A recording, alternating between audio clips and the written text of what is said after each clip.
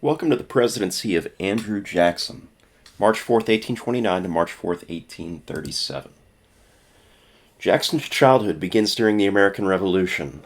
Jackson, as a boy, is basically told to shine the shoes of a British officer. When he refuses, it being Andrew Jackson, the British soldier pulls out his saber, unsheaths it, and basically cuts down hard on Andrew Jackson. He catches it with his hand, it cuts his hand deeply, and then cuts into his face. And Jackson would live with a scar across his face for the rest of his life as a result of that British officer. His mother basically would have to go and rescue his brother aboard a British prison ship. British prison ships were notorious for smallpox. And so basically the brother is sick with smallpox, the mom gets sick with smallpox, and they both die. Jackson is given this early start of hating the British. And that is going to lead Jackson to always want revenge on the British that he will get later. Jackson's also going to fight in more than 100 duels.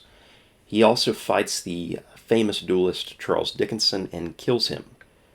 And so this is a guy who fights a lot, fights at the drop of a hat. And so additionally, Jackson's going to have 2 bullets stuck in his body for the rest of his life. One is not going to be removed until he becomes president, and the other one he's just going to take with him to the grave. Ultimately, Jackson becomes a hero and enters the national stage with his job at the Battle of New Orleans in the War of 1812. He finally gets his revenge on the British. He feels like they killed his mom and his brother. He still has that scar across his face from the American Revolution, but here he's gotten his revenge, and he's gotten famous. And then later on, Jackson's also the guy in 1816 to lead the raids and kind of have what we call the First Seminole War. And again, we know that the Seminoles were Native Americans, but also many Seminoles were escaped slaves that had gone into the swamps of Florida. And so what follows is the election of 1824. Now there's 4 candidates here, one of which we can almost immediately forget about, which is William Crawford of Georgia. The 3 that are important here are Henry Clay, John Quincy Adams, and then finally Andrew Jackson. And so what's going to result is that Jackson is not declared the winner ultimately in this election, because even though he has more electoral votes, he doesn't have enough electoral votes to have the necessary number to win the presidency. And so this kicks it to the House of Representatives. And Jackson believes that there is a backroom deal between his 2 political opponents of importance here, basically Henry Clay and John Quincy Adams, where John Quincy Adams will get the presidency, and in return, he's going to reward Clay with the position of Secretary of State. And so Jackson's going to call this the corrupt bargain. So here you can see, and pause it if you really want to take a look at the map, here you can see how it broke down in the Electoral College. Jackson calls this the corrupt bargain. And basically he blames Quincy Adams and Henry Clay, who are going to be lifelong political opponents, of basically hurting him and his chances to win the presidency. And so he feels that they basically colluded behind closed doors. The election was stolen from him. And so he loses in 1824. But Jackson is a guy who holds grudges, and he's going to hold this one for a while. And so the Adams presidency is a quick one. Again, John Quincy Adams was the son of John Adams and was raised from being a boy to be president. John Quincy Adams knew about 6-7 languages. Okay, he was an incredibly smart guy. And so he had many goals, and ultimately a lot of those goals, improvements to infrastructure, investments in the country in education and science, most of them would be defeated by Jackson's supporters. And so what follows here is the birth of the Democratic Party. This conflict between Jackson and Adams and Clay, on the other hand, finally leads to this split in the Democratic-Republican Party. And so what emerges is the Democratic Party. And Jackson is such a jerk, and his name is Jackson, that his political opponents begin to put those two words together, and they coin a nickname for him, which is the other word that we would use for donkey, the King James version of the word donkey, Jack you know what. And from being called a Jack you know what, okay, the Democratic Party that's being formed for Andrew Jackson will get its symbol, the donkey. And so to this day, we still have the symbol of donkey due to this political campaign in 1828, okay, because Andrew Jackson was a jerk. And so Jackson claims to represent the common man, including pioneers, laborers in big cities, and promotes majority rule. John Quincy Adams, his political opponent, and then president, would say of Jackson he was a barbarian who could not write a sentence of grammar and could hardly spell his own name. That was John Quincy Adams' opinion of Jackson. And so what follows as this split occurs is the birth of the National Republican Party. Now be careful here, the National Republican Party is going to be different ultimately than the Republican Party. But just know that when the split takes place, there is briefly a National Republican Party. And so Clay and Adams end up in the National Republican Party. And so they're for the support of federal programs, internal improvements, the second bank of the United States, whereas Jackson and the Democrats are not. And they believe that these are the goals of the wealthy and the rich, the privileged. And so in the election of 1828, Jackson will get his electoral revenge. But this is an ugly election.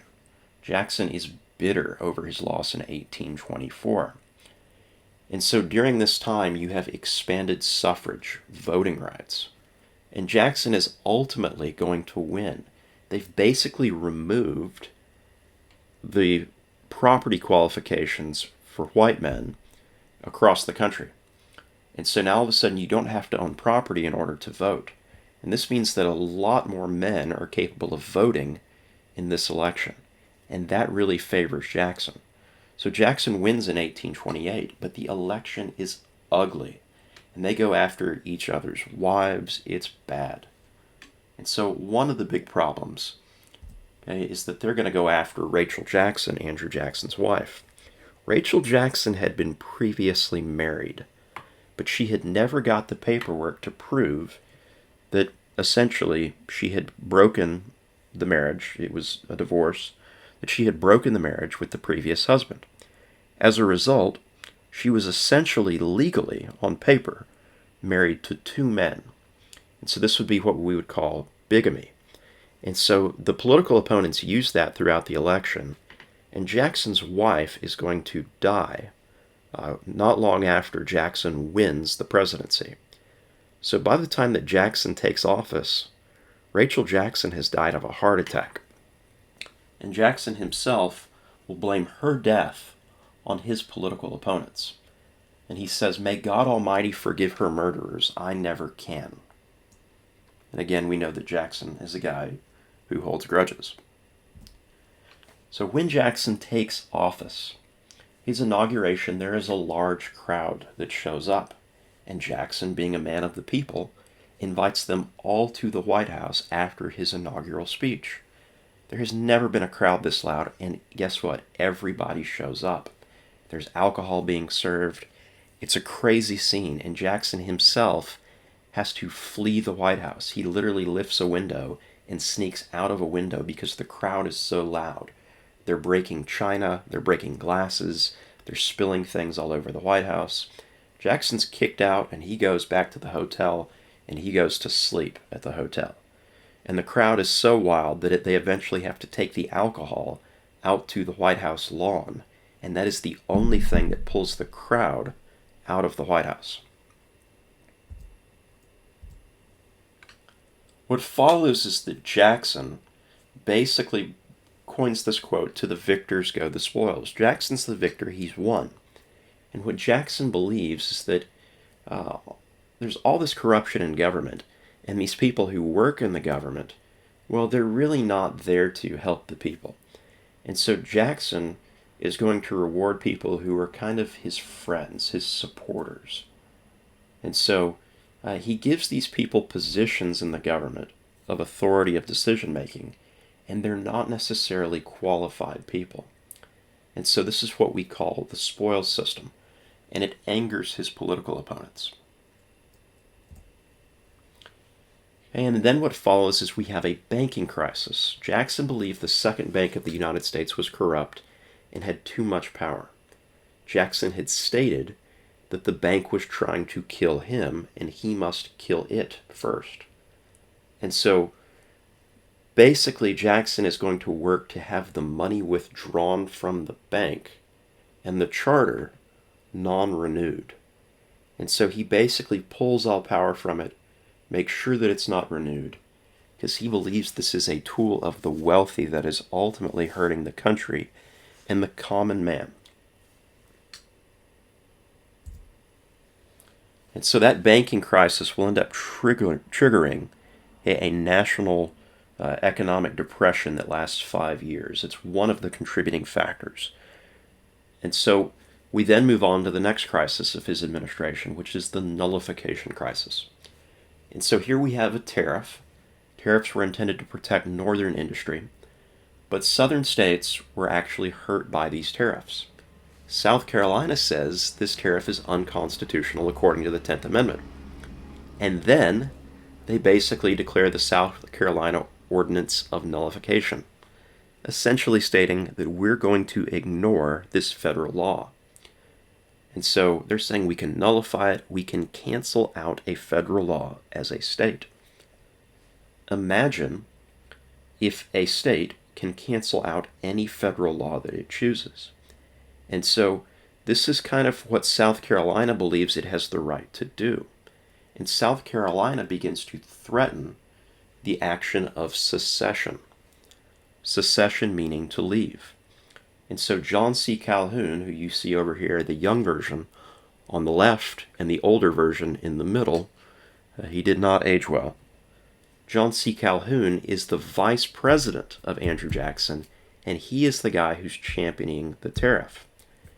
Jackson basically threatens to send in the U.S. Army to South Carolina to enforce the tariff, and threatens to hang John C. Calhoun, his vice president, himself. And it becomes a crisis. Ultimately, Henry Clay, and John C. Calhoun would negotiate a compromise tariff to kind of work things out. But the reason that we study this, the reason that this is really interesting, is that this is 1832. The South is asserting states' rights to nullify federal laws, and South Carolina is threatening to secede. What then happens 30 years later is that the first state to secede in the American Civil War is, guess who? South Carolina. In other words, this is what we talk about, if you're in RELA, this is what we talk about in literature as what we would call foreshadowing. The nullification crisis is foreshadowing for the American Civil War.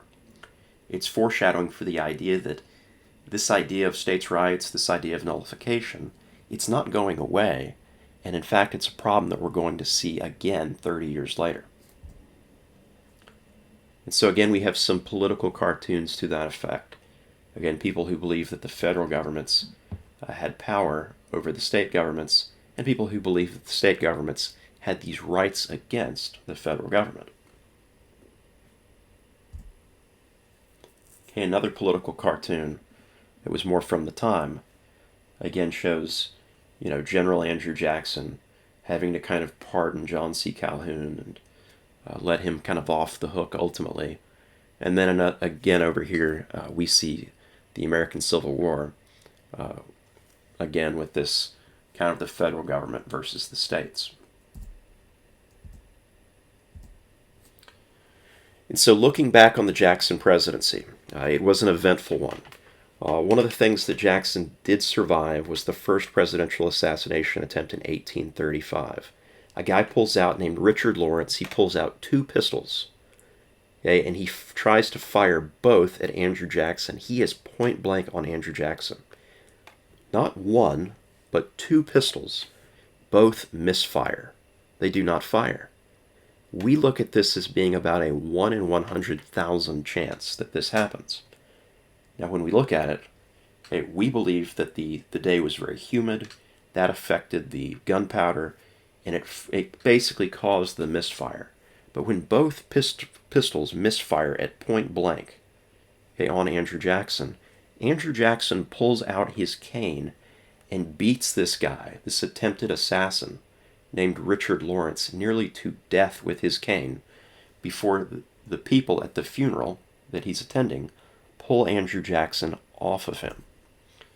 Richard Lawrence, for his part, believed that he was the King of England. Richard Lawrence is crazy. And he is ultimately found not guilty by reason of insanity and placed in a mental institution where he lives out the next 6 years of his life. He thought the American government owed him money, that he was the King of England, and that he was personally insulted and needed to get it back. Additionally, Jackson, one of our more impactful presidents, is on the $20 bill for now. What was supposed to happen this year was this was supposed to transition over to Harriet Tubman. But basically what we have is we've pushed this back to about 2028 now. And so Harriet Tubman is still expected to replace him. This is not the final design. They are still working with designs in terms of what Harriet Tubman's ultimate $20 bill will be. And some people think that Andrew Jackson will now end up on the back side of the bill in addition to Harriet Tubman. But again, we don't have women on our American currency right now. And we don't feel that this is, a lot of people in the U.S. government don't feel that this is representative of our current national, outlook as a country. And so Jackson's killing of the Second National Bank was also a huge thing at the end of his presidency.